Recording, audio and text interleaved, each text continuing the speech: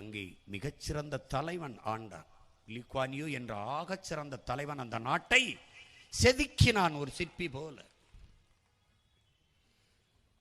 தன்னலமற்ற அன்பான சர்வாதிகார ஆட்சி முறையில் செதுக்கினான்.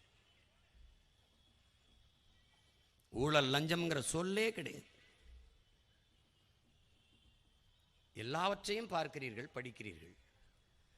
தாத்தா பட்டுக்கோட்டை சொன்னது மாதிரி புத்தன் வந்தான், பின்பு ஏந்தி வயசி வந்தார், காந்தி வந்தார், எல்லாருமோ சொன்னாங்க, எல்லாம் எழுதி எழுதி வச்சாங்க, எல்லாத்தையும் தான் படிச்சிங்க, என்ன பண்ணி கிழிச்சிங்கன்னு கேட்டோம்.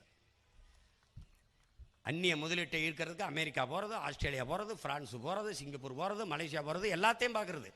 அந்த நாட்டில் சாலை எப்படி இருக்குது, அந்த நாட்டில் மின் உற்பத்தி பகிர்ந்தளிப்பு எப்படி இருக்குது, அந்த நாட்டில் ஊழல் லஞ்சம் இல்லாத நிர்வாகம் எப்படி இருக்குது, அந்த நாட்டில் எப்படி குடிநீரை மக்களுக்கு கொடுக்குறான், அந்த நாட்டில் எப்படி எல்லாருக்கும் வேலை வாய்ப்பு கொடுக்குறான், அந்த நாட்டில் இப்படி ஆகச்சிறப்பாக போக்குவரத்து இருக்கு. இதை பார்த்து வந்து அதுபோல நம்மளும் செய்யணும், அதுபோல நம்மை மாற்றணும். அப்படி இல்லையே. ஏன்? நோக்கம் இல்லை. நோக்கமற்ற தலைமைகள், அவர்களுக்கு ஒரே நோக்கம் கொள்ளையடிப்பது, கொழுத்து பெருத்து வாழ்வது. அந்த பணத்தை வைத்து தேர்தல் நேரத்தில் 1000, 500, 2000, 3000, 5000 என்று அறிவிப்பது. வாக்கை பெறுவதில்லையே இவர்கள், அரசியல் வாக்கை வாங்குவது. என் மக்களை வாக்கை விற்கிற ஒரு சந்தையாக மாற்றிவிட்டார்கள். வாக்கை வாங்குகிற முதலாளிகளிடத்திலே அதிகாரம் போனவுடன் மக்களை வாக்கை மதிப்புமிக்க உரிமையை விற்கிற ஒரு சந்தையாக மாற்றிவிட்டார்கள்.